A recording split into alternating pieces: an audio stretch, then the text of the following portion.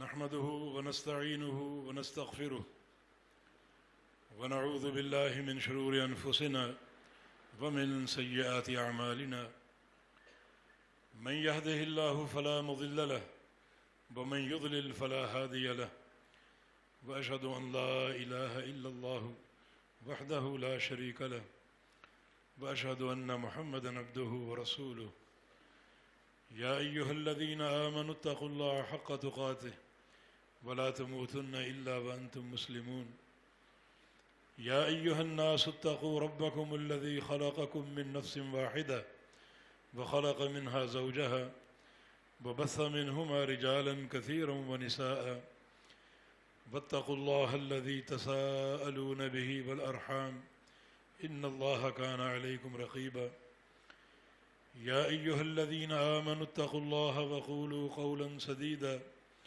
يصلح لكم أعمالكم ويغفر لكم ذنوبكم ومن يطع الله ورسوله فقد فاز فوزا عظيما أما بعد فإن أصدق الكلام كلام الله وأحسن الهدي هدي محمد صلى الله تعالى عليه وسلم وشر الأمور محدثاتها وكل محدثة بدعة وكل بدعة ضلالة وكل ضلالة في النار من يطع الله ورسوله فقد رشد واهتدى ومن يعص الله ورسوله فقد ضل وغوى اللهم صل على محمد وعلى آل محمد كما صليت على إبراهيم وعلى آل إبراهيم إنك حميد مجيد اللهم بارك على محمد وعلى آل محمد كما باركت على إبراهيم وعلى آل إبراهيم إنك حميد مجيد سبحانك لا علم لنا إلا ما علمتنا إنك أنت العليم الحكيم رب اشرح لي صدري ويسر لي أمري واحلل عقدة من لساني يفقه قولي لقد قال الله سبحانه وتعالى أعوذ بالله من الشيطان الرجيم من همزه ونفخه ونفسه بسم الله الرحمن الرحيم ومن أراد الآخرة وسعى لها سعيها وهو مؤمن فأولئك كان سعيهم مشكورا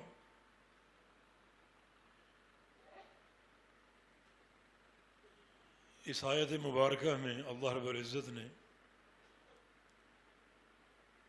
ان بندوں کا ذکر کیا ہے جن کا ارادہ آخرت کا ہو، جن کی تمام تر سوچ کا محور آخرت ہو، جو دنیا میں رہتے ہوں لیکن ایک مسافر کی حیثیت سے،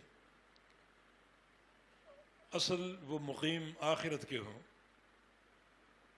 ان بندوں کا ذکر ہے۔ تو آئیے ہم بھی اپنی سوچ، اپنی فکر اسی آخرت کی طرف مبذول کر لیں، فیصلہ کریں کہ ہم طالب دنیا ہیں یا طالب آخرت۔ اگر محض دنیا کے طالب ہیں اور جو سوچتے ہیں دنیا کے لیے سوچتے ہیں تو یہ بہت ہی گھاٹے کی سوچ ہے۔ اگر ہم دنیا کے حریص ہیں اور بہت کچھ کما لینے کے باوجود ہم سیر نہیں ہوتے اور اللہ کی راہ میں خرچ کرنے کی نہیں سوچتے تو یہ بہت ہی خسارے والی فکر اور سوچ ہے۔ نبی علیہ السلام نے ایسے بندے کو بددعا دی ہے، حالانکہ آپ رحمت للعالمین ہیں، مگر یہ بندہ جو دنیا میں آئے اور دنیا کا ہو کر رہ جائے، اس کی تمام تر سوچ دنیا کے لیے ہو، تو اس کے لیے بددعا مذکور ہے۔ فرمایا کہ تعس عبد الدینار، تعس عبد الدرہم، تعس عبد الخمیصہ، تعس عبد الخمیل، تعس وانتکس وَإِذَا شِيكَ فَلَنْتَقَشَ۔ اے اللہ، وہ شخص جو دنیا کا طالب ہے اور دنیا کا پجاری ہے، اسے تباہ و برباد کر دے، اسے اس طرح ہلاک کرنا کہ اس کے پاؤں میں کانٹا چبھ جائے اور کوئی کانٹا نکالنے والا نہ ملے، اس تکلیف میں تڑپتا رہے حتیٰ کہ موت کے منہ میں چلا جائے۔ ان اعطی رضی وان لم یعط سخط۔ جس کے کردار کا خلاصہ یہ ہے، اسے کچھ دیا جائے تو خوش ہے اور نہ دو تو ناراض ہے۔ اے اللہ، یہ بندہ بربادی کا مستحق اور تباہی کا مستحق۔ تو یہ طالب دنیا کے لیے نبی علیہ السلام کی بد دعا ہے۔ لو کان لابن آدم وادیان من ذهب لابتغى الیہما الثالث ولا یملأ جوف ابن آدم الا التراب۔ اگر آدم کے بیٹے کو سونے کی 2 وادیاں مل جائیں تو وہ تیسری وادی کی فکر کرے گا، اور فرمایا کہ بنو آدم کے پیٹ تو قبر کی مٹی ہی بھرے گی، وہ دنیا کی طلب میں اور دنیا کے حرص میں محو رہے گا، اپنی موت کو فراموش کر دے گا، حتیٰ کہ موت اچانک اپنے پنجے اس کے سینے میں گاڑ دے گی اور وہ شخص اچانک ہی قبر میں داخل ہو جائے گا۔ جو اس کا مال ہے وہ وارث تقسیم کر رہے ہوں گے اور وہ قبر میں اللہ تعالیٰ کو اس مال کا حساب دے رہا ہوگا۔ تو کیسا بندہ بننا ہے؟ یہ جو طالب دنیا ہے، جس کے لیے بد دعائیں ہیں، جس کے لیے ہلاکت کی وعیدیں ہیں، اور جس کے لیے یہ خطرناک انجام ہے کہ طلب دنیا میں اچانک ہی موت آ جائے گی اور وہ قبر کی وادی میں دھکیل دیا جائے گا، ان وحشتوں، ظلمتوں اور سانپوں اور بچھوؤں سے بھرے ہوئے ٹھکانے میں، جو کہ بہت ہی برا ٹھکانہ ہے۔ اس کے برعکس آخرت کیا ہے، جس کی سوچ ہمارے لیے ضروری ہے۔ آخرت کی جو پہلی سیڑھی ہے، جو اس سیڑھی کا پہلا زینہ وہ قبر ہے، اس کی کیا حقیقت ہے؟ نبی علیہ السلام کا فرمان ہے، لولا اللہ تدافنوا لدعوت اللہ ان یسمعکم من عذاب القبر۔ میں نے کئی بار یہ سوچا کہ دعا کر دوں اللہ رب العزت تمہیں تھوڑا سا عذاب قبر سنا دے، تاکہ یہ عذاب قبر سن کر تمہارے دل نرم ہو جائیں، رونگٹے کھڑے ہو جائیں، اور تمہاری ہمتوں اور صلاحیتوں کا محور آخرت بن جائے۔ لیکن پھر میں نے یہ دعا نہیں کی، کیونکہ اگر تم تھوڑا سا عذاب قبر سن لو گے تو اپنے مردوں کو دفن کرنا چھوڑ دو گے، کوئی قبرستان نہیں جائے گا، اس قدر دہشت اور خوف طاری ہو جائے گا۔ یہ حقیقت آخرت ہے۔ پہلی سٹیج کہ تم اگر تھوڑا سا عذاب قبر سن لو یا اس کی جھلک دیکھ لو تو اپنے مردوں کو دفن کرنا چھوڑ دو۔ تمہیں اگر پتہ چل جائے کہ قبروں میں کیا ہوتا ہے، القبر اما روضۃ من ریاض الجنہ و اما حفرۃ من حفر النار۔ یہ قبریں کسی کے لیے مستقل جنت کا باغیچہ ہوتی ہیں اور کسی کے لیے مستقل جہنم کا گڑھا ہوتی ہیں، اور بہت ہی دردناک عذاب اس قبر میں لاحق ہوتا ہے۔ تو اس آخرت کی تیاری کی دعوت ہے، وہ آخرت جس کی ہولناکیاں جب انسان دیکھے گا تو نبی علیہ السلام کی اس حدیث پر غور کرو، لو ان رجلا یجر علی وجہہ من یوم ولد الی یوم یموت حرما فی مرضات اللہ لحقرہ یوم القیامہ. ایک شخص اگر پیدا ہوتے ہی چہرے کے بل گرا دیا جائے اور بڑھاپے تک اس کو گھسیٹا جائے چہرے کے بل اللہ کی راہ میں، اللہ کی راہ میں اسے عذاب دیا جا رہا ہے اور چہرے کے بل گھسیٹا جا رہا ہے. پیدا ہوتے ہی عمل شروع ہوا اور بڑھاپے میں اس کی موت واقع ہوئی اور اس کو مسلسل گھسیٹا گیا. یہ 100 سال کا مرحلہ اسے مسلسل اللہ کی راہ میں ستایا گیا، تکلیفیں دی گئیں اور چہرے کے بل گھسیٹا گیا. لحقرہ یوم القیامہ، جب قیامت کے دن یہ شخص قیامت کے منظر دیکھے گا تو اپنی دنیا کے یہ سارے عمل حقیر جانے گا کہ میں نے تو کچھ بھی نہیں کیا.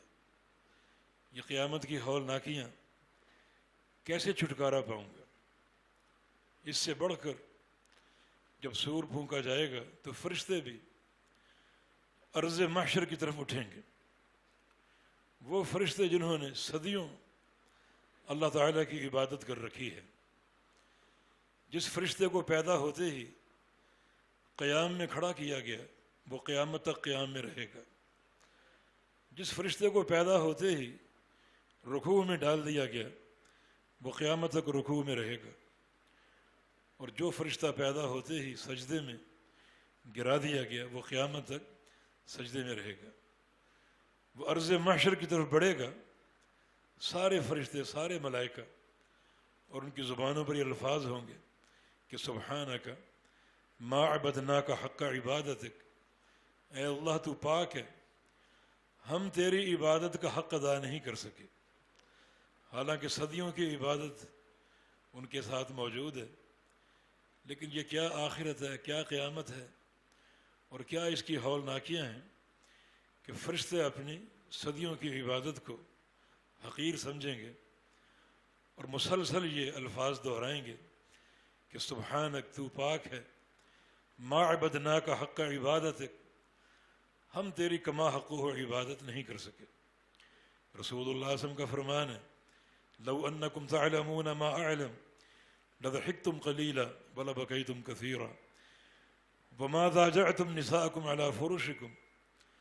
آخرت کے بارے میں جو کچھ میں جانتا ہوں اگر تم جان لو تمہاری ہنسیاں بند ہو جائیں اور تم مستقل رونے بیٹھ جاؤ، اپنی بستروں کی لذتیں بھول جاؤ اور بستروں کی نیندیں بھول جاؤ، جنگلات کی طرف نکل جاؤ اور مسلسل اللہ کے سامنے گڑ گڑانے لگو، آہوزاری کرنے لگو اور رونے لگو. یہ آخرت ہے جس کی طلب انتہائی ضروری ہے کہ اس سے بچاؤ مطلوب ہے، ان تکلیفوں سے چھٹکارا مطلوب ہے. ومن اراد الآخرہ، جو ارادہ آخرت کر لے اس کا دھیان آخرت کی طرف مبذول ہو جائے، جیسا کہ سلف صالحین تھے. ابن رجب بغدادی رحمہ اللہ احواد القبور میں لکھتے ہیں کہ سلف صالحین جب کبھی محسوس کرتے کہ یہ دل غفلت کا شکار ہو رہا ہے اور آخرت کی طرف توجہ میں کمی آ رہی ہے تو وہ کسی لوہار کی بھٹی پر چلے جاتے اور آگ میں پگھلتا ہوا لوہا دیکھتے کہ آگ نے لوہے کو سرخ کر دیا حتیٰ کہ پگھلا دیا. پھر وہ یہ منظر دیکھ کر بے ہوش ہو جاتے. یہ تو دنیا کی آگ ہے جس نے لوہے کو پانی بنا دیا. قیامت کی آگ نارکم ھذہ جزء من 70 جزءا من نار جہنم. قیامت کی آگ تو دنیا کی آگ سے 70 گنا زیادہ گرم ہوگی. اس میں انسانوں کو ڈالا جائے گا تو کیا ان کے احوال ہوں گے اور کیا ان کی کیفیت ہوگی. یہ سلف صالحین کی سوچ کا محور کہ کبھی اگر غفلت کا غبار محسوس کرتے تو وہ اپنے ایمان کو تازہ کرنے کے لیے اور فکر آخرت کو زندہ جاوید کرنے کے لیے کسی لوہار کی بھٹی کا قصد کرتے، جلتی ہوئی آگ دیکھتے اور پگھلتا ہوا لوہا دیکھتے. قاسم بن محمد عبداللہ بن مبارک کے شاگرد ہیں. ساتھ سفر کر رہے تھے. فرماتے ہیں کہ میں سوچ رہا تھا کہ عبداللہ بن مبارک ہم سے کس چیز میں سبقت لے گیا. وہ ہماری طرح بشر ہے، انسان ہے، نمازیں روزے سب برابر چلتے ہیں، حدیثوں کے ساتھ ان کا تعلق ہے، ہمارا بھی تعلق ہے، مگر ان کی شہرت اور ان کا علمی مقام اور ان کی نیک شہرت جو ہے وہ ہم سے کہیں آگے ہے. اس کی کیا وجہ ہے؟ فرماتے ہیں کہ یہ بات میں پورے سفر میں سوچتا رہا. ایک مقام پر ہم نے پڑاؤ ڈالا، ایک شاگرد نے ان کی دعوت کی تھی، اس دعوت میں چلے گئے، رات کا کھانا کھا رہے تھے، اچانک چراغ بجھ گئے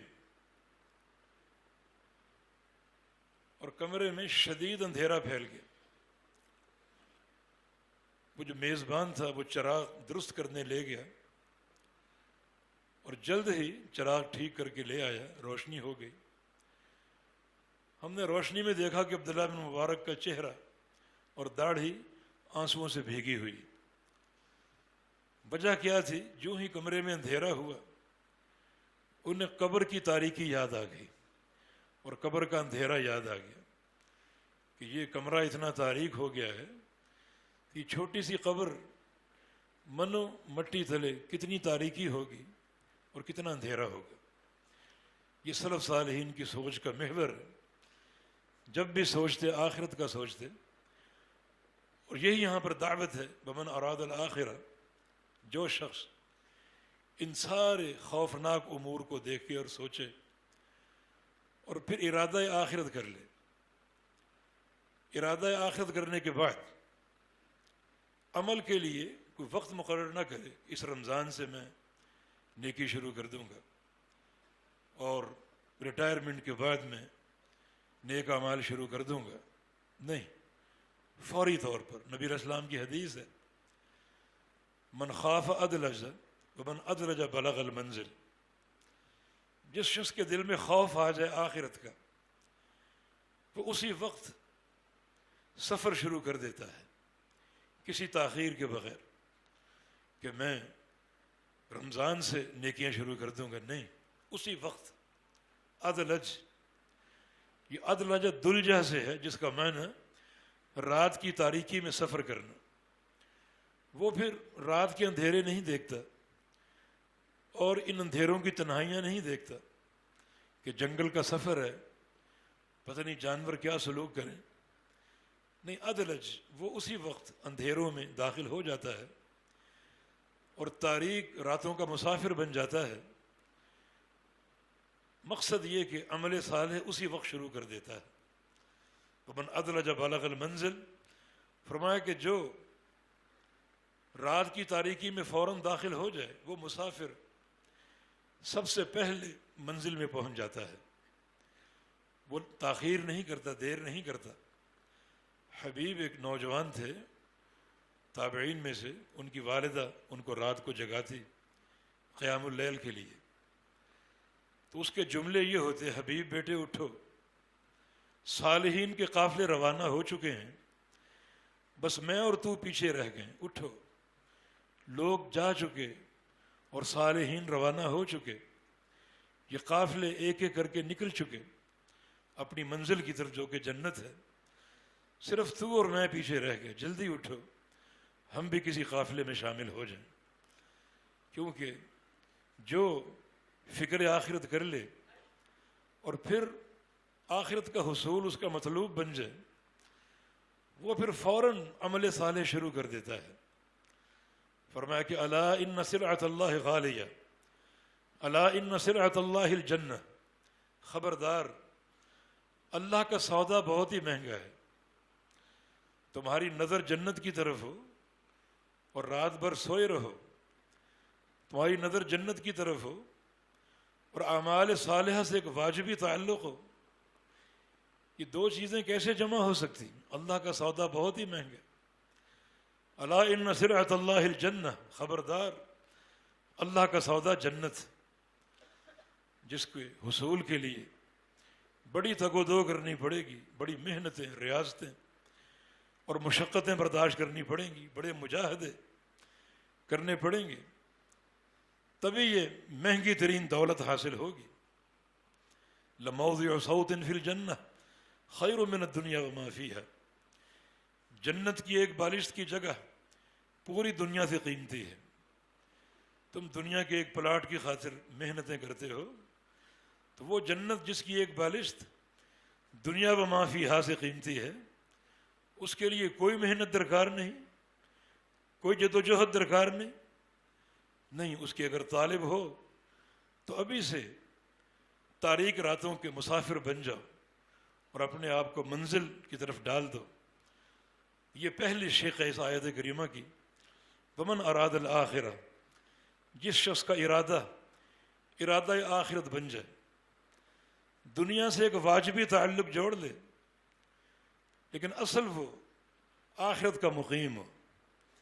رسول اللہ صلی اللہ علیہ وسلم کی حدیث ہے، کن فی الدنیا کأنک غریب او عابر السبیل، کہ دنیا کے ساتھ ایسا تعلق رکھو جیسے تم یہاں اجنبی ہو، مسافر ہو، یا کوئی راستہ عبور کرنے والے ہو۔ راستہ عبور کرنے والا اس راستے کو ٹھکانہ نہیں بنا لیتا، بلکہ عبور کر کے روانہ ہو جاتا ہے۔ تو یہ گزرگاہ ہے، اصل منزل آخرت کی ہے۔ تم آخرت کے مقیم بن جاؤ اور آخرت کی سوچ اور طلب تمہارا محور بن جائے۔ اب اس کے لیے کیا کرنا ہے؟ وسعی لہا سعیہا، یہ دوسری شق ہے کہ اس کی کوشش شروع کر دے۔ یہ سعی جو ہے، سعی کوشش کرنا، اس کوشش میں تیزی کا معنی موجود ہے۔ کوشش میں سستی نہ ہو۔ من بطأ بھی عملہ لم یسرع بھی نسبہ، جس شخص کا عمل آج کمزور ہے، عمل کی رفتار سست ہے، کل قیامت کے دن کوئی چیز اس کو تیز نہیں کر سکے گی۔ وہاں کی تیزی تو چاہیے۔ وہاں کا تو ایک جو دن ہے، حشر کا دن، دنیا کے 50,000 سال کے برابر ہے۔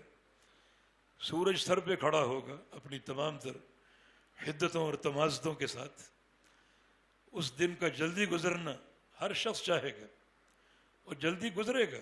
نبی علیہ السلام کی حدیث ہے، یہ 50,000 سال کے برابر دن کچھ لوگوں پر یوں گزر جائے گا جیسے ظہر اور عصر کا وقفہ ہوتا ہے، 2-3 گھنٹوں میں گزر جائے گا۔ لیکن اس کے لیے عملی تیزی چاہیے۔ آج تیزی پیدا کر لو تاکہ یہ موقف کا دن، شدید ترین دن، تیزی کے ساتھ گزر جائے، ورنہ وہ بڑا ہولناک دن ہے اور بڑی ہولناکیوں کا سامنا کرنا ہوگا۔ کیف تتقون ان کفرتم یوم یجعل الولدان شیبا، ایسا ہولناک دن ہے کہ دودھ پیتا بچہ اس دن کو دیکھے گا تو فرط غم سے بوڑھا ہو جائے گا۔ حالانکہ بچوں کے کوئی احساسات نہیں ہوتے، انہیں ماحول کی کوئی نہ شعور ہوتا ہے اور نہ کوئی معرفت ہوتی، مگر اس دن کا شعور بچوں پر بھی طاری ہوگا، حالانکہ وہ معصوم ہیں، کوئی معصیت نہیں کی، کسی گناہ کا ارتکاب نہیں کیا۔ نبی علیہ السلام کا ایک فرمان ہے کہ جو عورتیں حمل سے اٹھیں گی وہ قیامت کی شدتوں کو دیکھ کر حمل وضع کر دیں گی، اور جو بچے پیدا ہوں گے کیا ان کا گناہ ہے، کیا ان کی معصیت ہے، ابھی تو جنم لیا ہے انہوں نے، لیکن اس دن کی ہولناکی کو دیکھ کر اپنی ماؤں کے ساتھ چمٹ جائیں گے، ان کو چھوڑیں گے نہیں، چمٹ جائیں گے ان کے ساتھ۔ تو کتنا یہ ہولناک دن ہے۔ یہ معصوم بچے کے احساسات ہیں، لیکن وہ لوگ جو قدم قدم پر گناہوں کا ارتکاب کرتے ہیں اور معصیتوں کے سمندر میں ڈوبے ہوئے ہیں، جب وہ اس دن میں داخل ہوں گے تو کیا ان کا حال ہوگا۔ تو اس کا علاج موجود ہے اعمال صالحہ کی شکل میں اور تیزی کے ساتھ۔ من بطأ بھی عملہ لم یسرع بھی نسبہ، صحیح مسلم کے الفاظ ہیں کہ جس کی آج عمل کی سواری کمزور ہو گئی اور کوتاہ رفتار ہو گئی، کل قیامت کے دن کوئی چیز اس کو تیز نہ چلا سکے گی، ہر جگہ سستی رہے گا اور ناکامیوں کے گڑھے میں گرتا ہی جائے گا۔ تبھی تو قرآن نے جب عمل صالح کی باری آتی ہے تو تیزی اختیار کرنے کا حکم دیا ہے۔ کیا قرآن نہیں کہتا فَفِرُّوا إِلَى اللَّهِ، دوڑو اللہ کی طرف، بھاگو اپنے رب کی طرف، دوڑنا، بھاگنا۔ یہ عمل صالح کی طرف اشارہ ہے. سارعوا الی مغفرۃ من ربکم وجنہ، لب کو دوڑو اپنے پروردگار کی مغفرت کی طرف اور جنت کی طرف. قرآن نے تیزی اختیار کرنے کا حکم دیا.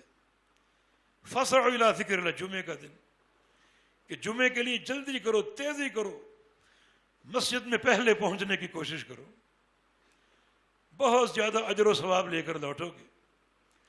یہ تیزی مطلوب ہے، جس طرح کی تیزی رسول اللہ صلی اللہ علیہ وسلم نے اختیار کی اور صحابہ کرام نے اختیار کی. ایک دن رسول اللہ صلی اللہ علیہ وسلم نے عصر کی نماز پڑھائی، صحیح مسلم کی حدیث ہے. سلام پھیرتی آپ اٹھ کھڑے ہوئے اور گھر کی طرف چلے گئے. صحابہ اس منظر کو دیکھ کے ڈر گئے کہ اللہ کے پیارے پیغمبر تو ذکر و اذکار کرتے ہیں، اور عصر کے بعد خاص طور پہ مسجد میں بیٹھنا اور کچھ دیر اللہ کا ذکر کرنا یہ نبی علیہ السلام کی سنت. آج کیا معاملہ ہے، آپ سلام پھیرتے ہی اپنے گھر روانہ ہو گئے اور تھوڑی دیر بعد پیغمبر علیہ السلام تشریف لے آئے اور آ کر فرمایا کہ ذکر تو تبرن فی بیتی، مجھے نماز میں یاد آیا کہ میرے گھر میں ایک سونے کی ڈلی رکھی ہوئی، دن ڈھلتا جا رہا ہے اور وہ ڈلی میرے گھر میں موجود ہے. لہذا میں سلام پھیرتے ہی چلا گیا اور اپنے اہل بیت کو، گھر والوں کو تلقین کر کے آیا کہ سورج کے غروب ہونے سے پہلے پہلے وہ ڈلی غرباء اور فقراء میں بانٹ دیجیے. وہ ڈلی رات بھر میرے گھر رہے، مجھے یہ منظور نہیں، قبول نہیں. تو دن ڈھلتا جا رہا تھا اور ڈلی ابھی تک موجود تھی، اس لیے میں نے تیزی اختیار کی اور گھر والوں کو نصیحت کر کے آیا کہ سورج کے غروب ہونے سے پہلے وہ سارا سونا غرباء میں تقسیم کر دیا جائے. یعنی دنیا کی رغبت ہی نہیں، اصل توجہ آخرت کی طرف ہے. لو کان عندی ما احب ان یکون احدا لی ذہبا، مجھے یہ بات گوارا ہی نہیں کہ احد پہاڑ میرے لیے سونا بن جائے. یہ بات پسند ہی نہیں. اللہ تعالیٰ نے پیشکش کی، چاہو تو مدینے کے سارے پہاڑ سونے کے بنا دیں اور سارے کنکر جو ہیں ہیرے بنا دیں، جواہرات بنا دیں، آپ کے ساتھ ساتھ چلیں، ہم ایسا کرنے پر قادر. اگر آپ کی خواہش ہو تو ایسا کر دیا جائے. فرمایا کہ یا اللہ نہیں، احب ان آکل یوما واجوع یوما، میری تو یہ خواہش ہے کہ ایک دن کھانا کھاؤں اور ایک دن بھوک سے گزاروں، ایک دن فاقہ کروں اور کھانے پینے سے ناغہ کروں. یہ پیارے پیغمبر کی تیزی کہ آپ نے عصر کی نماز پڑھتے ہی وہ سارا سونا بانٹنے کا حکم دیا، اور وہ بھی غروب آفتاب سے پہلے پہلے. وہ واقعہ آپ کو یاد ہیں، جنگ بدر میں بھی پیش آیا اور جنگ احد میں بھی. معرکہ جاری ہے اور ایک شخص نبی علیہ السلام کے پاس آیا، میدان بدر میں آیا، عمیر ابن حمام اس کا نام، اور ایک شخص اور جنگ احد میں آیا جس کا نام مذکور نہیں ہے. دونوں کی جھولی میں کھجوریں ہیں اور کھجوریں کھا رہے ہیں. اللہ کے پیارے پیغمبر کے پاس آ گئے اور سوال کیا کہ یا رسول اللہ صلی اللہ علیہ وسلم، اگر اس معرکے میں کود جاؤں اور سینے پر زخم کھاتے ہوئے اپنی جان اللہ کو پیش کر دوں تو مجھے کیا ملے گا؟ کیا میرے گناہ بخش دیے جائیں گے؟ بڑے گناہوں کا ارتکاب کر رکھا ہے. فرمایا اگر تم اس طرح جاؤ گے اس میدان بدر میں یا میدان احد میں اور شہید ہو جاؤ گے، تم کو جنت ملے گی جس کا عرض زمین و آسمان کے برابر ہوگا. تو اپنی کھجوروں کی طرف اشارہ کر کے کہتے ہیں کہ مجھے پیارے پیغمبر کی زبان سے جنت کی بشارت مل گئی.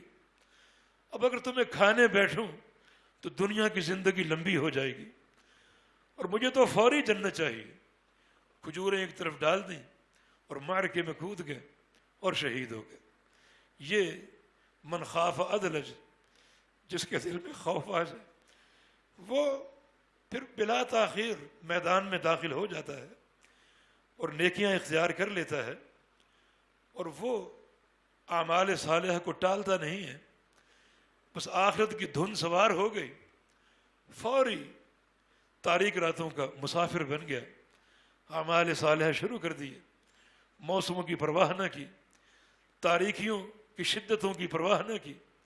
بس آخرت مطلوب ہے، اس کے لیے ہر مصیبت جھیلنے کے لیے تیار. یہ صحابہ کرام کا منہج. انس بن نضر رضی اللہ عنہ صحابہ کرام نے عارضی طور پہ جنگ احد سے پسپائی اختیار کی، اور یہ پسپائی بزدلی کی بنا پر نہیں تھا، بلکہ کفار کی اچانک یلغار اس قدر اچانک تھی کہ ایک حواس باختگی کی کیفیت طاری ہو گئی۔ ان حالات میں میدان سے باہر آنا اور نئی حکمت عملی ترتیب دینا اور ایک نئی طاقت کے ساتھ میدان میں دوبارہ لوٹنا، یہ جنگی حکمت عملی کا ایک حصہ ہوتا ہے، اور صحابہ بھی اسی لیے پیچھے ہٹے۔ مگر ایک صحابی آگے بڑھتے جا رہے ہیں، انس بن نضر رضی اللہ عنہ، راستے میں سعد بن معاذ نظر آئے اور کہا کہ سعد کہاں جا رہے ہو؟ انی اجد ریح الجنت دون احد، مجھے تو احد پہاڑ کے نیچے سے جنت کی خوشبو آ رہی ہے، اور تم جنت کو چھوڑ کر کہاں دوڑے جا رہے ہو؟ چنانچہ آگے بڑھتے ہی گئے اور مشرکوں میں داخل ہو گئے، بہت زخم کھائے حتیٰ کہ شہید ہو گئے، اور کفار نے لاش کا مسئلہ کر دیا، اعضاء کاٹ دیے، ہونٹ کاٹ دیے، ناک کاٹ دیے، آنکھیں نکال دیں، کان کاٹ دیے، اور سینے پر 80 سے زیادہ زخم کھائے، پہچانے نہ جا سکے یہ لاش کس کی ہے۔ ان کی بہن کو اپنے بھائی کا انتظار تھا، انس کا، جب دیکھا کہ بھائی گھر نہیں پہنچا تو ان لاشوں کو دیکھنے گئی، تو بہن نے پہچانا ایک پورے کو دیکھ کر کہ یہ میرا بھائی انس بن نضر، یہ جنت کے مشتاقین اور جنت کے طالب، جن کے اوپر آخرت کی دھن سوار ہے، طلب آخرت کی۔ وہ جانتے ہیں کہ ان اجسامکم النار لا تقوی، کہ تمہاری یہ چمڑیاں جہنم کی آگ برداشت نہیں کر سکتی، تو پھر کیسے گزارا ہوگا؟ پھر ان پر جنت کے حصول کی دھن سوار ہو جاتی ہے، تو اس کے لیے ضروری ہے وسعی لہا سعیہا، پھر وہ فوراً وہ کوشش شروع کر دے جو واقعی آخرت کی کوشش، تیزی کے ساتھ، جد و جہد کے ساتھ، اور کسی تاخیر کے بغیر وہ آخرت کا طالب بن جائے، جنت کا طالب بن جائے، اللہ اور اس کے رسول کے فرامین کو اور شریعت کے تقاضوں کو پورا کرنے لگے۔ یہاں ایک نقطہ اور قابل غور ہے، وسعی لہا سعیہا، کہ اس کی کوشش بھی آخرت کی ہو۔ بہت سے لوگ کوشش کرتے ہیں بڑے اخلاص کے ساتھ، مگر ان کی کوشش آخرت کی نہیں ہوتی۔ آخرت کی کوشش ایک ہی ہے، اور وہ کیا ہے؟ جو اللہ اور اس کے رسول کی اطاعت پر منتج، وہ کوشش جو اللہ اور اس کے رسول کی اطاعت پر قائم۔ یعنی کوشش سے مراد وہ عمل جو اللہ کے رسول نے کیا، صحابہ کرام نے کیا، وہ آخرت کی کوشش ہے۔ جناب محمد الرسول اللہ صلی اللہ علیہ وسلم سے بڑھ کر طالب آخرت کون ہوگا اور طالب جنت کون ہوگا؟ آپ سے بڑھ کر آخرت کی کامیابیوں کے حصول کا امیدوار کون ہو سکتا ہے؟ اس کے لیے جو کچھ آپ نے کیا وہی ہم کریں گے تو یہ آخرت کی سچی کوشش ہوگی، اور جو کچھ آپ نے نہیں کیا اگر ہم وہ کریں گے تو وہ آخرت کی کوشش نہیں ہوگی، بلکہ وہ کوشش انسان کو جنت سے دور کرتی جائے گی اور صراط مستقیم سے دور کرتی جائے گی۔ جس کی ایک مثال یہ کل یا پرسوں آنے والی ایک رات ہے جسے ہم شب برات بولتے ہیں۔ میرے دوست اور بھائیوں، کوئی تعصب کی بات نہیں ہے، لیکن ایک حقیقت آپ کی طرف منتقل کرنا چاہ رہا ہوں کہ شب برات کو جاگنا، قیام کرنا خصوصیت کے ساتھ اللہ کے پیارے پیغمبر کے منہج اور صحابہ کی سنت سے قطعاً ثابت نہیں، اور اس کا ذکر اگر ملتا بھی ہے تو وہ ضعیف اور واہی احادیث میں ملتا ہے جو صحت اور استدلال کے قابل نہیں۔ تو اگر ہم طالب آخرت ہیں تو اس میں کیا رکاوٹ ہے؟ ہم وہ کام کریں جو امام الانبیاء نے کی۔ اللہ کے پیارے پیغمبر کی محبت اور آپ کے پیار کے تقاضے کیا ہیں؟ محبت کے دعوے تو ہوں، لیکن عمل میں آپ کی مخالفت ہو، عمل میں آپ کی سنت سے تجاوز ہو، اور عمل میں ہم برادری کو دیکھیں اور اپنی قوم کو دیکھیں اور آباء و اجداد کو دیکھیں، تو پھر یہ کامیابی کا راستہ نہیں ہے، اور نہ ہی یہ طالب آخرت کی سوچ ہے۔ طالب آخرت کی سوچ، اس کا محور جو ہے وہ اللہ اور اس کے رسول کی اطاعت ہے۔ اللہ کے پیارے پیغمبر سے بڑھ کر نہ کوئی متقی ہے اور نہ کوئی عالم ہے۔ اللہ کے پیارے پیغمبر سے بڑھ کر کسی کا تعلق باللہ نہیں ہے اور کسی کی اللہ کی طرف انابت نہیں ہے۔ اللہ کے پیارے پیغمبر سے بڑھ کر کوئی طالب آخرت نہیں ہے، تو پھر آپ نے طلب آخرت کے لیے اور طلب جنت کے لیے کیا کیا؟ ہم بھی وہی کریں، اس میں کیا رکاوٹ ہے؟ اس میں کیا خرابی ہے کہ اپنے حبیب کی اتباع ہو اور اپنے حبیب کی سنت کو گلے سے لگا لیں۔ سلف صالحین تو اس میں بہت ہی مشاق تھے۔ ایوب السختیانی رحمہ اللہ اس قدر پیارے پیغمبر کی اطاعت کے حریص ہیں، فرماتے ہیں کہ احب ان احک راسی بسنت رسول اللہ صلی اللہ علیہ وسلم، میرے سر میں خارش ہو تو میں سوچتا ہوں کہ اللہ کے پیارے پیغمبر نے کس طرح خارش کی تھی، میں بھی اسی طرح کھجلاؤں، اسی طرح خارش کروں۔ ہر معاملے میں اللہ کے پیارے پیغمبر کی اتباع۔ ابن مسعود رضی اللہ عنہ، ان کی سوچ کا محور کیا تھا؟ عبادات میں تو آپ کی اطاعت ہے ہی، نماز کیسے پڑھنی ہے جیسے آپ پڑھتے ہیں، حج کیسے کرنا ہے جیسے آپ کرتے ہیں، لیکن دیگر امور میں بھی وہ اللہ کے پیارے پیغمبر کی اتباع کے حریص تھے۔ اللہ کے پیارے پیغمبر کیسے مسکراتے تھے ویسے مسکراتے، اللہ کے پیارے پیغمبر کی چال کیسی تھی اس طرح چلنے کی کوشش کرتے، ان کی چال میں اللہ کے پیارے پیغمبر کی چال دکھائی دیتی، اللہ کے پیارے پیغمبر کیسے اٹھتے اور کیسے بیٹھتے، حتیٰ کہ صحابہ کا قول ہے کہ کان اقرب الناس من النبی صلی اللہ علیہ وسلم ہدیا ودلا وسمتا۔ ابن مسعود رضی اللہ عنہ اللہ کے پیارے پیغمبر کے سب سے قریب تھے آپ کی اتباع میں اور آپ کی مثل بننے میں، آپ کی مشابہت اختیار کرنے میں سب سے قریب عبداللہ بن مسعود تھے۔ تبھی تو نبی علیہ السلام نے آپ کے بارے میں فرمایا، ایک دن صحابہ ان کی پتلی ٹانگیں دیکھ کر ہنس پڑے۔ ابن مسعود رضی اللہ عنہ بہت ہی لاغر تھے، بہت ہی دبلے تھے اور بہت ہی کمزور تھے، مگر ایمانی طاقت سے مالا مال تھے، جسمانی اعتبار سے کمزور تھے۔ ایک دن صحابہ کو پنڈلیاں پوری نظر آ گئیں اور صحابہ ہنس پڑے۔ نبی علیہ السلام کو یہ بات گوارا نہ ہوئی، آپ نے فرمایا کہ لہما اثقل فی المیزان من احد، میرے عبداللہ کی ٹانگوں کو دیکھ کر ہنس رہے ہو؟ جب کل قیامت قائم ہوگی میرے عبداللہ کی صرف یہ دو ٹانگیں اللہ کے ترازو میں اور میزان میں ڈالی جائیں گی، احد پہاڑ سے بھاری ہوں گی، ان کا وزن احد پہاڑ سے زیادہ ہوگا۔ جبکہ وہی میزان صحیح بخاری کی حدیث کے مطابق رب سمین لا یدن عند اللہ جناح بعوضہ، بہت سے موٹے تازے انسان آئیں گے اور ان کو اللہ کے میزان میں ڈالا جائے گا اور ان کا وزن ایک مچھر کے پر کے برابر بھی نہیں ہوگا۔ اعمال سارے ساتھ ہوں گے، نیکیاں ساتھ ہوں گی، عبادات ساتھ ہوں گی، لیکن وزن کوئی نہ ہوگا، کیونکہ وہ عبادات تو ہیں مگر ان عبادات میں اللہ کے حبیب کی اتباع نہیں۔ تو میرے بھائیو، اگر طالب آخرت ہو تو پھر وسعی لہا سعیہا، اس کا ایک معنی یہ کہ وہ کوشش کرو جو واقعی آخرت کی کوشش ہے، اور وہ کوشش وہ ہے جو امام الانبیاء نے کی، آپ کے متبع بن جاؤ اور آپ کی اطاعت کرنے والے بن جاؤ۔ تو عرض یہ کر رہا تھا کہ رات جو آنے والی ہے 15ویں شعبان، جس کو شب برات کہا جاتا ہے، اس کا نبی علیہ السلام کی اتباع سے کوئی تعلق نہیں۔ اگر آپ سے محبت ہے تو وہ کام کرو جو آپ نے کیے۔ اگر ہر رات آپ قیام کرتے ہیں، اس رات بھی قیام کر لیجئے۔ اگر ہر رات قیام نہیں کرتے، اس رات کے قیام کی تخصیص شرعاً ثابت نہیں، بلکہ ابن ماجہ کی جو حدیث ہے کہ جب یہ دن آ جائے تو دن کو روزہ رکھو اور رات کو قیام کرو، یہ حدیث سخت ترین موضوع حدیث ہے۔ جو سب سے قوی حدیث پیش کی جاتی ہے وہ جامع ترمذی کی ام المومنین کی روایت سے کہ آپ کا ارشاد ہے، جب یہ رات آتی ہے تو اللہ رب العزت آسمان اول پہ نزول فرماتا ہے اور جو لوگ جاگرے ہوتے ہیں ان کے گناہوں کو معاف کرتا ہے، قبیلہ بنو بکر کی بکریوں کے بالوں سے بڑھ کر۔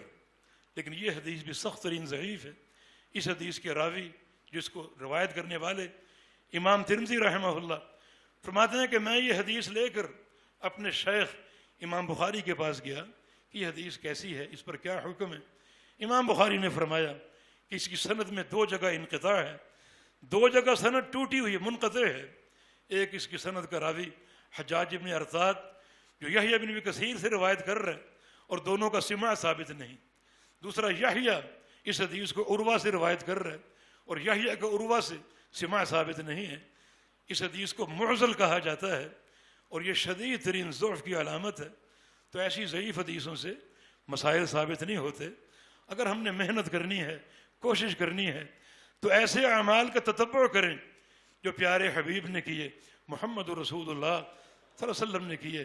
جس شخص کے دل میں اللہ کے پیارے پیغمبر کی سنت کی محبت ہوگی، اور اللہ کے پیارے پیغمبر کی حدیث کی طلب کی جستجو ہوگی، اور پھر وہ اسی حدیث اور سنت کا متبع بن جائے، وہ اللہ کا بڑا ہی مقرب ہے، بڑا ہی محبوب ہے۔ تو وسعی لہا سعیہا کا واضح ترین معنی یہ ہے کہ وہ امام الانبیاء کا متبع بن جائے، جو کام کرنے لگے پہلے سوچے کہ یہ کام اللہ کے پیغمبر نے کیا یا نہیں کیا، اگر نہیں کیا تو میں بھی نہیں کروں گا، چاہے وہ سونے اور چاندی کا کیوں نہ ہو، اور اگر کیا ہے پھر میں کروں گا، لیکن کیسے؟ بالکل ویسے جیسے اللہ کے پیغمبر نے کیا۔ یہ اتباع کا حق ہے۔ جس شخص کا یہ ذوق بن جائے، یہ عادت اور طبیعت اور فطرت بن جائے، وہ بڑا ہی اللہ کا مقرب ہے کہ یہ بندہ ہر معاملے میں میرے پیغمبر کی سنت کی جستجو کرتا ہے، اور یقیناً یہ لوگ کامیاب ہیں۔ وسعی لہا سعیہا۔ تیسری شرط یہ ہے وہو مؤمن، اور وہ مومن بھی ہو، ارادہ آخرت ہو، نیت آخرت ہو، اور اسی کی کوشش ہو۔ اور تیسری بات یہ کہ وہ مومن ہو، اس کے ایمان میں کوئی جھول نہ ہو، اس کے عقیدے میں کوئی منفی شے نہ ہو، توحید اس کی راسخ ہو، عقیدہ اس کا مضبوط ہو، اور پکا سچا مومن ہو۔ ایمان کے 6 امور ہیں: ان تؤمن باللہ وملائکتہ وکتبہ ورسلہ والیوم الآخر والقدر خیرہ وشرہ۔ اللہ پر ایمان، اللہ کے فرشتوں پر ایمان، اللہ کی کتابوں پر ایمان، اللہ کے رسولوں پر ایمان، روز آخرت پر ایمان، اور پھر تقدیر پر ایمان، اچھی ہو یا بری ہو۔ یہ 6 ارکان ایمان ہیں۔ جس طرح 5 ارکان اسلام ہیں، اس طرح 6 ارکان ایمان ہیں۔ ان تمام ارکان کے بارے میں اس کی سوچ، اس کی معرفت، اس کا علم بالکل کتاب و سنت کے نصوص کے مطابق ہو۔ من یکفر بالایمان فقد حبط عملہ۔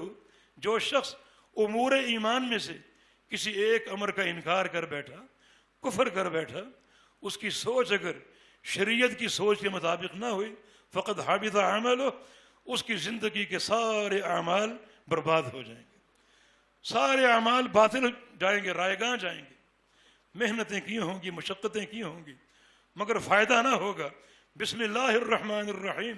هل اتاک حدیث الغاشیہ وجوہ یومئذ خاشعہ عاملۃ ناصبہ تصلی نارا حامیہ۔ یہ قیامت کی ہولناک خبر ہے۔ بہت سے چہرے ذلیل ہوں گے، رسوا ہوں گے، سیاہ ہوں گے، ان پر ذلت کی تہیں جمی ہوں گی۔ کیا قصور ہے ان کا؟ کیا یہ لوگ بے نماز تھے، بے عمل تھے؟ فرمایا کہ نہیں، عاملۃ، عمل کرنے والے تھے، اور بے تحاشا عمل کرنے والے، ناصبہ، اتنے عمل کرنے والے کہ عمل کر کے تھک جایا کرتے تھے، بے تحاشا عمل کرتے تھے، لیکن تصلی نارا حامیہ، قیامت کے دن دہکتی ہوئی آگ کا لقمہ بن جائیں گے اور جہنم میں داخل کر دیے جائیں گے۔ یا تو وہ عمل اللہ کے پیارے پیغمبر امام الانبیاء کے طریقے کے خلاف ہوں گے، یا وہ عمل تو ہوں گے مگر عمل کی اساس نہ ہوگی۔ اساس کیا ہے؟ وہ مومن، کہ عمل کرنے والا خالص اور پکا مومن ہو، توحید میں پختہ ہو، سنت میں پختہ ہو، اور ان سارے امور ایمان میں پختہ ہو، اس کی سوچ غلط نہ ہو، فرشتوں پر ایمان ہو جیسا ایمان لانے کا حق ہے۔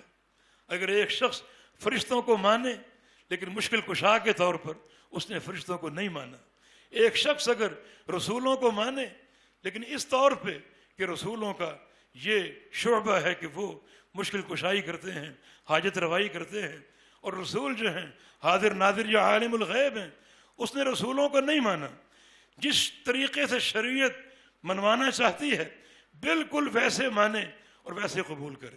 ورنہ محبت میں تو عیسائیوں نے عیسیٰ علیہ السلام کو مانا، اور فرط محبت میں عیسیٰ علیہ السلام کو اللہ کا بیٹا بنا دیا۔ یہودیوں نے عزیر علیہ السلام کو مانا، اور فرط محبت میں انہوں نے عزیر کو اللہ کا بیٹا بنا دیا۔ تو کیا ان کا ایمان قابل قبول ہوگا؟ حالانکہ جو کچھ کیا محبت میں کیا۔ میرے دوست اور بھائیوں، محبت کی اساس جو ہے وہ کتاب و سنت ہے۔ اپنی محبت کو لگامیں ڈالو قرآن و حدیث کی، اپنے اس تعلق باللہ کو اور تعلق بالرسول کو لگامیں ڈالو کتاب و سنت کی، اور اس دائرے کے اندر محدود ہو جاؤ۔ تو یہ ایک اساسی شرط ہے، وہ مومن، کہ آخرت کی کوشش کرنے والا مومن بھی ہو، خالص مومن، خالص موحد، اس کے عقیدے میں، عبادات میں، اعمال میں کسی قسم کا شرک نہ ہو، ایک اللہ کو حاجت روا مانے، ایک اللہ کو مشکل کشا مانے، اور کسی کو نہیں، اسی اللہ کو سجدہ کرے، اسی کے لیے قیام ہے، اسی کے لیے عبادت ہے، اور کسی کے لیے نہیں. یہ اس کا ٹھوس عقیدہ ہو، اس ایمان کی صحت اور صلابت کے ساتھ وہ آخرت کی تیاری کرے. یہ 3 باتیں ہو گئیں. آخر میں نتیجہ آ گیا، فَأُولَٰئِكَ كَانَ سَعْيُهُمْ مَشْكُورًا. یہ وہ لوگ ہیں جن کی ہر کوشش کی قدر کی جائے گی، بڑی قدر کی جائے گی. قدر کرنے والا اللہ رب العزت ہے، وہ کیسی قدر کرے گا؟ صلح دینے والا اللہ رب العزت ہے، وہ کیسا صلح دے گا؟ بس تم 3 چیزیں پیدا کر لو. ایک، ارادہ آخرت، اور آخرت کے تم مقیم بن جاؤ. دنیا کے ساتھ ایک واجبی تعلق ہو، لیکن اصل محنت کا محور جو ہے وہ طلب آخرت ہو. اور دوسری چیز یہ کہ کوشش بھی آخرت کی ہو، اس کے خلاف نہ ہو. اس کوشش کا لازمی تقاضا یہ ہے کہ اللہ کے پیارے پیغمبر کی اتباع میں ہر عمل ہو. نماز پڑھنے جاؤ، تمہیں پکا یقین ہو کہ جو نماز پڑھنے جا رہا ہوں یہ بالکل پیارے پیغمبر کی نماز ہے، میری برادری کی نہیں، میری قوم کی نہیں، میرے باپ دادوں کی نہیں، محلے کی مسجد کے مولوی کی نہیں، بلکہ بالکل وہ نماز ہے جو اللہ کے پیغمبر نے پڑھی. حج کرنے جاؤ ایک بصیرت لے کر، ایک یقین لے کر کہ جو حج کرنے جا رہا ہوں یہی حج امام الانبیاء نے کیا ہے. وہ طریقہ نہیں جو مجھے برادری نے سکھا دیا، آباء اجداد نے سکھا دیا، جو رواجوں پر قائم ہے، بلکہ نہیں، خالص اللہ کے پیارے پیغمبر کا طریقہ. وَسَعَىٰ لَهَا سَعْيَهَا. تو یہ دوسری شرط ہے کہ واقعتاً اسی کی کوشش تیزی کے ساتھ شروع کر دے، ایک جد و جہد ہو، فوری ہو اور تیزی کے ساتھ ہو. اور تیسری بات ہے وہ مومن ہو، پختہ توحید والا ہو، راسخ ایمان والا ہو. اور یہ توحید اور ایمان یہ ہر قدم پر بندے کے ساتھ رہنا چاہیے. ہر نیکی کی اساس توحید ہے، ہر نیکی کی اساس یہ قوی ایمان ہے. یہ 3 شرطیں پیدا ہو گئیں، جمع ہو گئیں، تو فَأُولَٰئِكَ كَانَ سَعْيُهُمْ مَشْكُورًا. تو یہ وہ لوگ ہیں جن کی ہر کوشش کی قدر کی جائے گی. اور قدر کرنے والا اللہ رب العزت ہے، بے تحاشا دے گا، بے تحاشا. وہ حدیث قدسی آپ سنتے رہتے ہیں، نبی علیہ السلام فرماتے ہیں، اللہ تعالیٰ فرماتا ہے، اذا ذکرنی عبدی فی نفسہ ذکرتہ فی نفسی واذا ذکرنی فی ملئ ذکرتہ فی ملئ خیر من ملئہ. میرا بندہ اگر تنہائی میں اپنے نفس میں مجھے یاد کرے گا، میں اپنے بندے کو اپنے نفس میں یاد کروں گا. واذا ذکرنی فی ملئ، اگر کسی جماعت میں بیٹھ کر یاد کرے گا، ذکرتہ فی ملئ، میں اپنے بندے کا ذکر جماعت میں کروں گا. اور وہ جماعت فرشتوں کی ہوگی. الملأ الاعلی، وہ جماعت ہوگی عظیم الشان.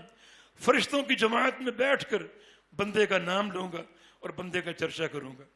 اور فرمایا، ان تقرب منی شبرا تقربت الیہ ذراعا وان تقرب منی ذراعا تقربت الیہ باعا واذا اتانی یمشی اتیتہ ہرولۃ. میرا بندہ اگر ایک بالشت میرے قریب آئے گا، میں ایک ہاتھ اس کی طرف بڑھ جاؤں گا.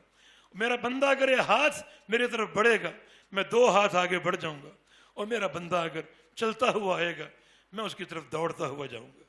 کیسا قدردان ہے، بندے کی محنت سے بڑھ کر اس کے اعمال کی قدر کرنے والا، اور اس کے اعمال کی پذیرائی کرنے والا، اور اعمال کو قبول کرنے والا. وہ شخص جو جنت میں لوٹ پوٹ ہو رہا ہے. اور اس کی وجہ کیا تھی؟ اس نے راہ چلتے ایک موذی چیز کو ہٹا دیا. صحیح مسلم کی حدیث ہے، اللہ تعالیٰ نے اس کے جنتی ہونے کا فیصلہ فرما لیا. جنت میں لوٹ پوٹ ہو رہا ہے اپنے اس عمل کی بنا پر. بلکہ نبی علیہ السلام کی حدیث ہے، عُرِضَ عَلَيَّ اعمال امتی، اللہ تعالیٰ نے مجھ پر میری امت کے اعمال پیش کیے کہ لوگ جنت میں کیسے کیسے داخل ہوں گے، کن کن اعمال پر داخل ہوں گے. میں نے دیکھا کہ ایک شخص جنت میں داخل ہوا صرف اسی عمل کی بنا پر کہ اس نے راہ چلتے ایک موذی چیز کو ہٹا دیا تھا، ٹھوکر مار کے دور کر دیا کہ یہ چیز میرے کسی بھائی کو تکلیف نہ دے، کسی بھائی کو ٹھوکر نہ دے دے. اللہ نے اس کی اس کوشش کی قدر کی کہ یہ بندہ میری مخلوق سے محبت کرنے والا اور میری مخلوق سے خیر خواہی کرنے والا، اللہ نے جنتی ہونے کا فیصلہ فرما لیا. فَأُولَٰئِكَ كَانَ سَعْيُهُمْ مَشْكُورًا. اللہ تعالیٰ سعی اور محنت کی قدر کرتا ہے اور فوری اس کا صلہ عطا فرماتا ہے. لیکن یہ صلہ بندے کی محنت اور اس کی طلب کے بقدر ہے. صحیح بخاری کی وہ حدیث اس بات کی دلیل ہے، اس میں رسول اللہ صلی اللہ علیہ وسلم نے ان 70,000 افراد کا ذکر کیا جو بلا حساب جنت میں جائیں گے، بلا حساب. اس وقت عکاشہ بن محصن نے کہا یا رسول اللہ میرے لیے دعا کر دیجیے، اللہ مجھے ان میں شامل فرما لے۔ فرمایا کہ انت منہم، تم انہی میں سے ہو۔ عکاشہ بیٹھ گئے، جنت کی خوشخبری مل گئی۔ ایک اور شخص کھڑا ہو گیا، میرے لیے بھی دعا کر دیجیے۔ فرمایا کہ نہیں، سابقہ کا بہا عکاشہ، عکاشہ سبقت لے گیا۔ اور یہ دین تو سابقین کے لیے ہے جن کے اندر سبقت کا جذبہ ہو، آگے بڑھنے کا جذبہ ہو، بالکل ویسا جیسے عمر نے کہا کہ آج اللہ کے پیارے پیغمبر نے تعاون کا کہا ہے اور آج میں بڑا مالدار ہوں، آج میں سب سے بڑھ جاؤں گا، ابو بکر صدیق سے بھی بڑھ جاؤں گا۔ ابو بکر صدیق نے مجھے کبھی آگے بڑھنے کا موقع ہی نہیں دیا۔ چنانچہ اپنے گھر گئے، سارے مال کے 2 حصے کیے اور آدھا حصہ اللہ کے پیارے پیغمبر کو پیش کر دیا۔ عمر ما ابقیت لأہلک، اپنے گھر کیا چھوڑ کر آئے ہو، اتنا مال لے کر آ گئے؟ فرمایا کہ ابقیت لہم مثلہ، جتنا لایا ہوں اتنا ہی گھر چھوڑ کر آ گیا ہوں۔ اور تھوڑی دیر بعد ابو بکر صدیق پہنچ گئے اور وہ بھی اپنے سر پہ سامان اٹھائے ہوئے اللہ کے پیارے پیغمبر کے سامنے رکھ دیا۔ ابو بکر ما ابقیت لأہلک، اپنے گھر کیا چھوڑا ہے؟ فرمایا کہ ابقیت لہم اللہ ورسولہ، اپنے گھر میں اللہ اور اس کے رسول کی محبت کو چھوڑ کر آیا ہوں، باقی سب کچھ لے کر آئے۔ یہ مسابقت کا جذبہ، سبقت کا جذبہ، اور اللہ ایسی کوششوں کی قدر کرتا ہے۔ واقعی جو سابقین ہوں، واقعتاً جس میں سبقت کا شرف ہو، بس سابقون السابقون اولئک المقربون، سبقت لے جانے والے دنیا میں السابقون یوم القیامہ، وہ قیامت کے دن سابقین ہوں گے۔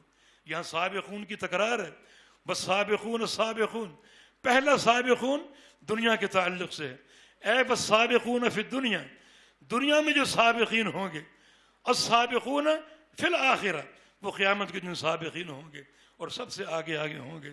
رسول اللہ صلی اللہ علیہ وسلم نے ایک موقع پر فرمایا تھا، بلال اخبرنی بارجع عملک فانی سمعت خشبۃ نعلیک فی الجنہ، تم کیا عمل کرتے ہو؟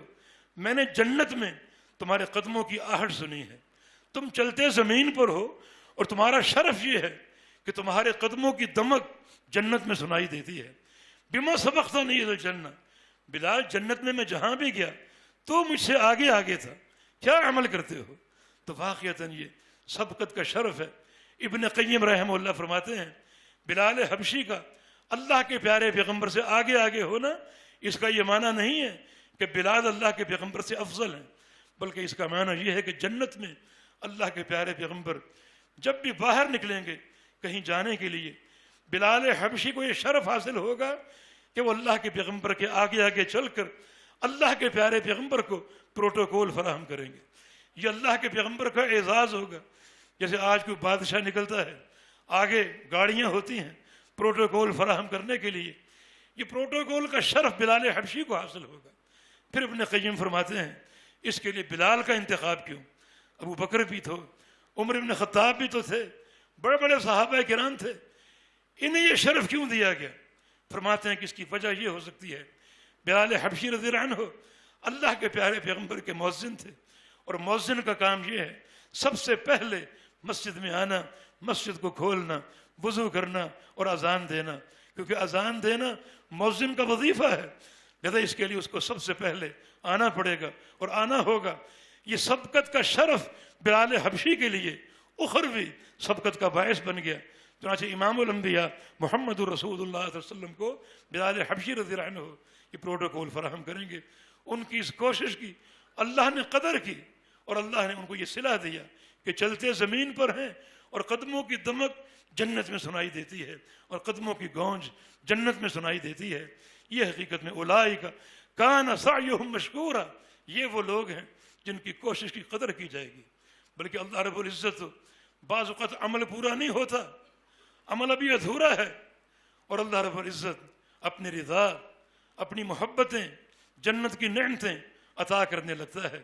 صحیح بخاری کی حدیث اس کی دلیل ہے، جناب خبیب کا واقعہ جو گرفتار ہو گئے تھے۔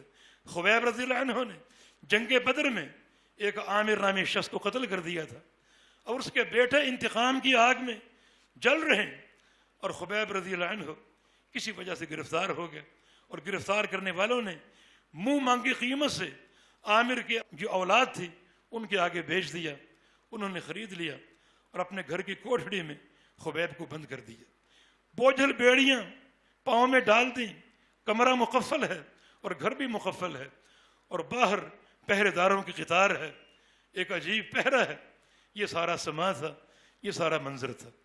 خبیب اس میں اکیلے جو ہیں وہ گرفتار ہیں، اور اس گھر کی ایک خاتون جس کا قصہ یہ ہے کہ اس کا بچہ خبیب نے جب پتہ چلا اس کو کہ کل مجھے یہ قتل کر دیں گے اور صلیب پہ چڑھا دیں گے، انہوں نے ایک ریزر مانگا تاکہ اپنے بال صاف کر سکوں.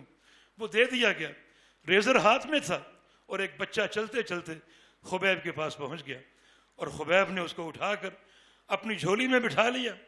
خاتون دیکھی اور گھبرا گئی کہ ریزر ہاتھ میں، دشمن کے ہاتھ میں، اور کل ہم نے اس کو قتل کر دینا ہے، اور چھوٹا بچہ اس کی جھولی میں ہے.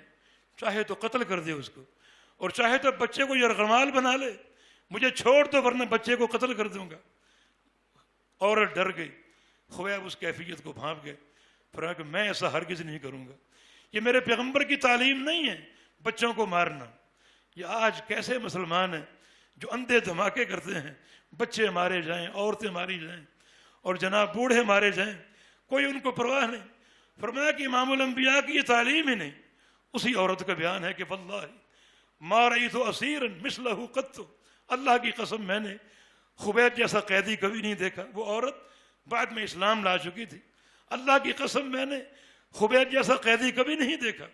ایک بار میں نے اس کی کوٹھڑی میں جھانکا، اچانک دیکھا رأیت فی یدہ قطفا من عنب، میں نے اس کے ہاتھ میں تازہ انگوروں کا گچھا دیکھا، تازہ پھل دیکھے، اور خبیب کو پھل کھا رہا ہے. یہ پھل کہاں سے آ گئے؟ انہ رزق رزقہ اللہ، یہ اللہ کا رزق تھا، جنت کے میوے اللہ اس کوٹھری میں پہنچا رہا تھا. حالانکہ ابھی معاملہ پورا نہیں ہوا، کل اس کا یوم شہادت، عمل ابھی جاری ہے، جدوجہد جاری ہے. لیکن اولئک کان سعیہم مشکورا، اس کوشش کا قدردان اللہ رب العزت ہے. جنت کے میوے پہنچ رہے ہیں. اور عورت حیران ہے کہ یہ بیڑیوں میں بندھا ہوا ہے، اور کوٹھری مقفل ہے، گھر بھی مقفل ہے، اور باہر پہرے دار کھڑے ہیں. خبیب یہ پھل کہاں سے لے آئے؟ اور پھر دوسری بات یہ کہ مکہ کی منڈیاں آج کل پھلوں سے خالی ہیں، تو یہ پھل کہاں سے آ گئے؟ نتیجہ یہ کہ انہ رزق، یہ ایک رزق ہے رزقہ اللہ، جو اللہ نے عطا فرمایا. اللہ کے ساتھ اس کوٹھڑی میں کیسی بنا رکھی تھی، کیسا اس کا ذکر ہو رہا تھا، اور کس طرح جد و جہد ہو رہی تھی. کیا اللہ کے ساتھ صلح تھی، دوستی تھی، اللہ کے ساتھ انابت تھی کہ اللہ تعالیٰ ابھی عمل کی تکمیل ہوئی نہیں اور جنت کے میوے پہنچا رہا ہے.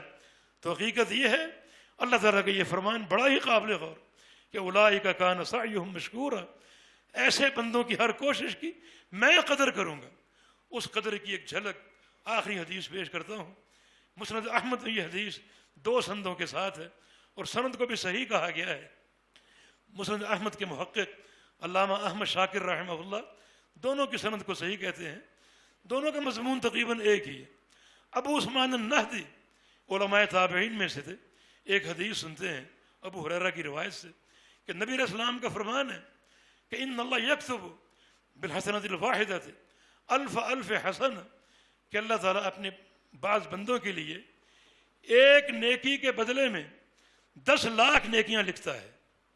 اس نے ایک عمل کیا. بعض بندے ایسے ہیں ان کا تعلق باللہ، ان کے حرص، ان کا شوق، جستجو اور طلب اتنی نفیس ہے کہ اللہ رب العزت ایک عمل کے بدلے 10 لاکھ نیکیاں لکھ دیتا ہے. اب عثمان النہدی نے یہ حدیث سنی اور انہوں نے سوچا یہ حدیث کیسی ہے، کیوں نہ میں خود ابو ہریرہ سے جا کر سنوں. وہ زندہ بھی ہیں، موجود بھی ہیں. گو ہمارے درمیان بڑے فاصلے ہیں، لیکن یہ سفر علم نافع کے لیے ہوگا، اللہ کے پیارے پیغمبر کی حدیث کے لیے ہوگا. اب عثمان النہدی کو اطلاع ملی ابو ہریرہ اس سال حج کے لیے آ رہے ہیں، چنانچہ انہوں نے بھی حج کا عزم کر لیا کہ چلیں ایک سفر میں 2 کام ہو جائیں گے، حدیث بھی سن لوں گا اور حج بھی کر لوں گا. حج کے لیے پہنچ گئے.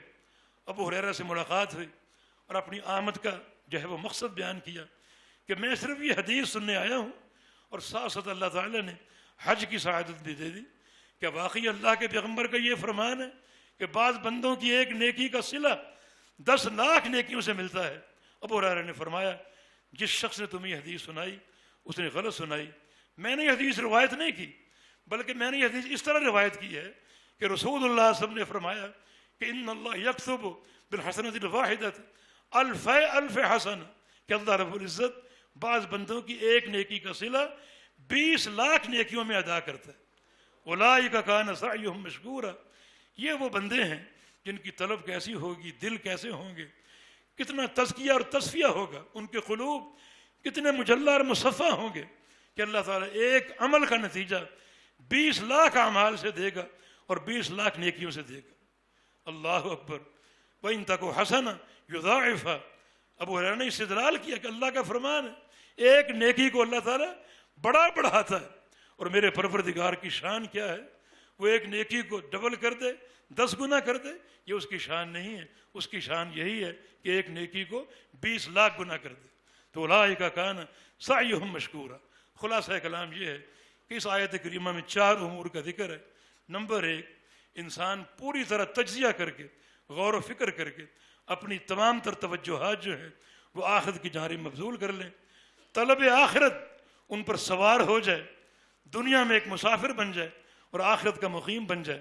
اور پھر اتنا ہی کافی نہیں بلکہ وسعی لہا سعیہا، تیزی سے فوری جد و جہد شروع کر دے، اور جد و جہد بھی وہ ہو جو واقعی آخرت کی ہو، یعنی اللہ کے پیارے پیغمبر کی اتباع ہو اور سنت کی پیروی ہو، وہ مومن۔ اور تیسری بات یہ کہ ایمان کی بنیاد ہو، عقیدہ توحید کی بنیاد اور اساس ہو۔ ان 3 شرطوں کے ساتھ انسان عمل کرتا جائے، فاولئک کان سعیہم مشکورا، ان بندوں کی ہر کوشش بڑی قابل قدر ہوگی، اللہ ان کی قدر کرے گا اور بڑھا چڑھا کر ان کا صلہ عطا فرمائے گا، اپنے بندوں کو خوش کر دے گا۔ آئیے ہم بھی اس فرمان پر غور کریں اور اس فرمان کا اہل اور مصداق بننے کی کوشش کریں، اللہ تعالیٰ سے دعائیں بھی کرتے رہیں۔ بالتوفیق بید اللہ تعالی۔ اقول قولی ھذا واستغفر اللہ لی ولکم وآخر دعوانا ان الحمد للہ رب العالمین۔ قرآن حکیم کی اس آیت کو ہم نے سنا اور اس کا اختصار سے ایک معنی ہمارے سامنے آ گیا۔ اب اس کے لیے جد و جہد جو ہے وہ ضروری ہے۔ اللہ کے پیارے پیغمبر کی حدیث ہے، الکیس من دان نفسہ وعمل لما بعد الموت والعاجز من اتبع نفسہ ہواها وتمنى علی اللہ۔ عقل مند انسان وہ ہے جو اپنا محاسبہ کرتا رہے، اپنے آپ کو جانچتا رہے کہ آج میں نے کیا پایا اور کیا کھویا آخرت کے تعلق سے، اور پھر اس احتساب کے بعد ایسے کام شروع کر دے جو مرنے کے بعد کام آئیں گے۔ یہ ایک عقل مند انسان کی، ایک دانا اور بینا انسان کی علامت ہے کہ وہ ہر وقت اپنا محاسبہ کرے، ایک دن گزرے اس دن کے بارے میں سوچے کہ آج میں نے کیا کیا، یہ غور کر کے سوچے کہ کل جب اللہ کے سامنے کھڑا ہونا ہے تو اللہ تعالیٰ کے 5 سوالوں کا سامنا ہوگا، جن میں سے ایک سوال یہ ہے عن حیاتہ عن عمرہ فیما امضی، کہ اپنی پوری عمر کہاں گزاری، وعن شبابہ فیما ابلا، اور اپنی جوانی کہاں بوسیدہ کی۔ یہ سوال تو ہونا ہے اس عمر کی ہر لحظہ کے تعلق سے، ہر لمحے کے تعلق سے۔ تو میں نے یہ لمحات کیسے گزارے، اللہ اور اس کے رسول کی اطاعت میں گزارے یا اللہ اور اس کے رسول کی نافرمانی میں گزارے؟ اس طرح اپنے آپ کو چیک کرتے رہو، اپنا محاسبہ کرتے رہو۔ امیر عمر رضی اللہ عنہ گاہے بگاہے اپنے گورنروں کو یہ نصیحت لکھ بھیجا کرتے تھے کہ حاسبوا انفسکم قبل ان تحاسبوا وزنوها قبل ان توزنوا وتجهزوا للعرض الاکبر۔ اپنا محاسبہ کر لو، اپنا حساب لے لو، قبل اس کے کہ قیامت کے دن حساب لیے جاؤ۔ آج اپنے آپ کو تول لو، قبل اس کے کہ اس دن تولے جاؤ، اور جو سب سے بڑی پیشی ہے اس کی تیاری شروع کر دو، اور یہ تیاری ہی اصل مطلوب ہے، اس کو شروع کر دینا چاہیے۔ تو والکیس من دان نفسہ، عقل مند وہ ہے جو اپنے نفس کا حساب لیتا رہے، وعمل لما بعد الموت، پھر اس کے بعد ایسے عمل شروع کر دے جو مرنے کے بعد کام آئیں گے۔ والعاجز، اور وہ شخص انتہائی بے وقوف ہے، احمق ہے، من اتبع نفسہ ہوا، جو پوری زندگی اپنے خواہشات نفس کا پیروکار بن جائے، وتمنى علی اللہ، اور اللہ پر تمنائیں باندھ کر بیٹھے کہ اللہ جی بڑا غفور الرحیم ہے، اللہ بڑا مہربان، بڑا بخشنے والا۔ بھائی غفور الرحیم ہے مگر اس کے کچھ تقاضے ہیں، کچھ ذمہ داریاں ہیں، ان کا تعین کرو اور اپنی آخرت کی تیاری کرو۔ یہ پیارے پیغمبر کی تعلیمات کا خلاصہ ہے، اور آپ کی تعلیمات کا رخ ہمیشہ آخرت کی طرف ہوتا، تربیت کا محور آخرت ہی ہوتی۔ ایک دفعہ آپ کی بیٹی فاطمہ رضی اللہ عنہ ام المومنین عائشہ کے پاس آئیں اور کہا کہ بڑی مشقت اٹھانی پڑتی ہے، مشکیزیں بھر بھر کے پانی کی لاتی ہوں، کمر پہ گٹھے پڑ چکے ہیں، ہاتھ سخت ہو چکے ہیں، بڑی تکلیف ہوتی ہے، بابا گھر آئیں تو میرے لیے ایک غلام کی سفارش کر دیں، مجھے ایک غلام دے دیں تاکہ میری یہ تکلیف ختم ہو جائے۔ نبی علیہ السلام جب گھر تشریف لے، عائشہ بھی اس بات کو سن کر تڑپ اٹھی کہ بیٹی کی یہ تکلیف۔ نبی علیہ السلام تشریف لائے، انہیں خبر دی کہ فاطمہ آئی تھی اور ایک غلام کا تقاضا کر رہی ہیں اور غلام ان کو دینا چاہیے، بڑی مشقت برداشت کرتی ہیں۔ نبی علیہ السلام بھی بیٹی کی تکلیف سن کر تڑپ اٹھے ہوں گے، مگر پیارے پیغمبر کی تربیت کا محور تو آخرت ہوتا تھا۔ فوراً اپنی بیٹی کے پاس چلے گئے، علی بھی گھر میں موجود تھے، اور کہا کہ بیٹی میں تمہیں ایک عمل بتاتا ہوں، اس عمل سے اللہ کے ساتھ جڑ جاؤ گی، تعلق بھی قائم کر لو گی، اور بدن کی تھکاوٹیں بھی دور ہو جائیں گی۔ جب رات کو بستر پر جاؤ تو 33 بار سبحان اللہ، 33 بار الحمدللہ اور 34 بار اللہ اکبر پڑھ لینا، اس سے تھکاوٹیں دور ہو جائیں گی اور ایک نئی توانائی بحال ہو جائے گی، اور پھر اللہ کے ساتھ تعلق، دوستی اور انابت بھی قائم ہو جائے گی۔ رسول کریم صلی اللہ علیہ وسلم غلام دے سکتے تھے، مگر آپ کا رخ تو آخرت ہے اور آپ کی تربیت کا محور تو آخرت ہے، چنانچہ آپ نے فاطمہ کو وہ تحفہ دیا جو دنیا اور آخرت دونوں کے لیے مفید ہے۔ جناب علی فرماتے ہیں یہ فرمان میں نے بھی سن لیا، اور پھر میں نے کبھی کسی رات اس عمل کو نہیں چھوڑا۔ کسی نے پوچھا جس رات جنگ صفین ہوئی تھی اس رات بھی نہیں چھوڑا؟ فرمایا کہ ہاں، جنگ صفین کا جب معرکہ ہوا اس رات بھی میں نے یہ عمل کیا تھا، اور یہ عمل کیے بغیر نہیں سویا۔ یہ صحابہ کی اتباع سنت ہے۔ اللہ پاک ہمیں بھی یہ توفیق دے کہ ہماری تمام تر توجہات کا محور جو ہے وہ آخرت ہو، اور اللہ تعالی ہم سب سے راضی ہو جائے۔ اللہ اپنی محبتیں عطا فرما دے۔ اللہ تعالیٰ جو ٹوٹی پھوٹی باتیں ہیں ان کا صلہ عطا فرما دے، اس عظیم و شان قدر کی روشنی میں جو اس آیت کریمہ میں اللہ پاک نے